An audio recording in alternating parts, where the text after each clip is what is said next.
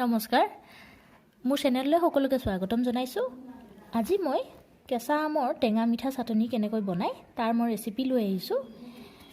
তাৰ বাবে মোক লাগিব এয়া মই আম লৈ লৈছোঁ, কেঁচা আম,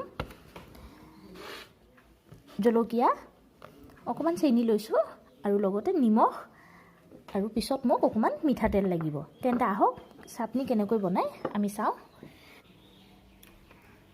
এয়া মই আমৰ কলিৰ বাকলিখিনি গুচাই সৰু সৰুকৈ কাটি ল'লোঁ, ভালকৈ ধুই লৈছোঁ। এতিয়া মই এইখিনি মিক্সিত পিচি লওঁ। লগতে মই যি জলকীয়াকেইটা ৰাখিছিলোঁ, আপোনালোকে জলকীয়াৰ পৰিমাণটো কম বেছি কৰিব পাৰিব। জলকীয়াকেইটা দি দিছোঁ। লগতে মই চেনিখিনি ৰাখিছিলোঁ, সেই চেনিখিনিও মই দি দিছোঁ। এইখিনি এতিয়া মই মিক্সিত গ্ৰাইণ্ড কৰি ল'ম। এয়া মই মিক্সিত গ্ৰাইণ্ড কৰি ল'লোঁ মোৰ আম টেঙাখিনি। এয়া দেখিলে মোৰ কেঁচা আমৰ টেঙা মিঠা জ্বলা চাটনি সম্পূৰ্ণ হৈছে বনাই। ইয়াত মই এতিয়া নিমখ দিম, নিমখ আন্দাজমতে দিব আৰু অকণমান মিঠাতেল দিম। একেবাৰে সহজ বনাবলৈ, আপোনালোকে ঘৰত বনাই চাব আৰু খাই কেনেকুৱা পালে মোক কমেণ্ট কৰি জনাব।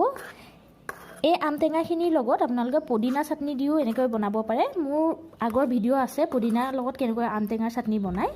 আপোনালোকে বিচাৰিলে আপোনালোকে সেইটো ভিডিঅ' চাই পিনে বনাব পাৰিব।